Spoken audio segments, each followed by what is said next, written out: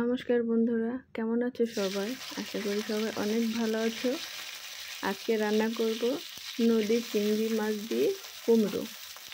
চিংড়িগুলো তেলে দেওয়ার সাথে সাথে কি সুন্দর লাল কালার হয়ে গিয়েছে দেখেছো? আর চিংড়িগুলো পুরোই কালো ছিল, দেওয়ার সাথে সাথে লাল টুকটুকু। খুব সুন্দর লাগছে। পরিমাণ মতো লবণ আর হলুদ দিয়ে ভালো করে চিংড়িগুলো ভেজে নেব। আর চিংড়ির ভিতরে ডিম ছিল প্রচুর, নদীর চিংড়ি তো অনেক সুন্দর দেখতে, অনেক। আর এরকম চিংড়ি তেলে দেওয়ার পরে যদি একটু লাল হয়, দেখতে এত ভালো লাগে, তা ভাষায় বলার মতো না।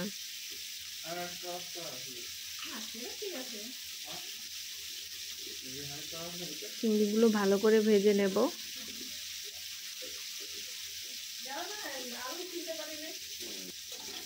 ভাজা হয়ে গিয়েছে, এগুলো এখন উঠিয়ে নেব একটা পাত্রে আলাদা করে।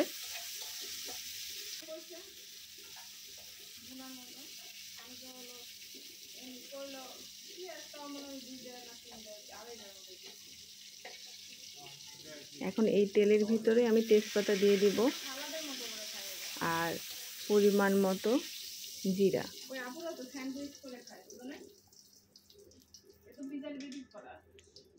গোটা জিরা দিয়ে দেব, ভালো করে নেড়ে নেব।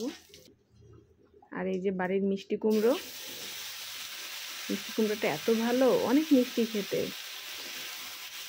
এখন ভালো করে মিশিয়ে নেব জিরার সাথে। পরিমাণ মতো লবণ, হলুদ আর চেরা কাঁচা লঙ্কা দিয়ে দিব, দিয়ে ভালো করে নেড়ে নেব।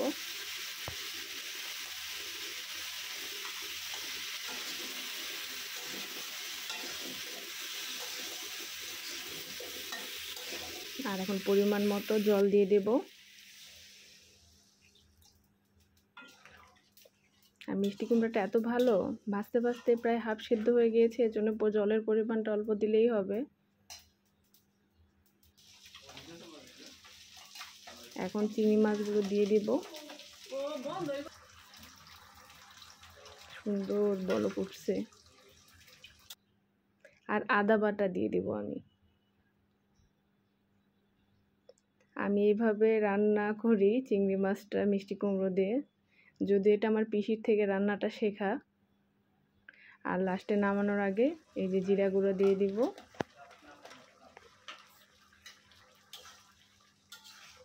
আমার এইভাবে ভালো লাগে খেতে, জিরার আর একটু আদা স্মেল আসে, খুবই খেতে স্বাদ লাগে।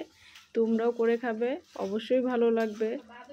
আর সবাই ভালো থাকবে, আমার পাশে থাকবে, আর আমার চ্যানেলটা সাবস্ক্রাইব করতে ভুলবে না। আমার রান্না কমপ্লিট। সবাই ভালো থেকো, টাটা, বাই বাই।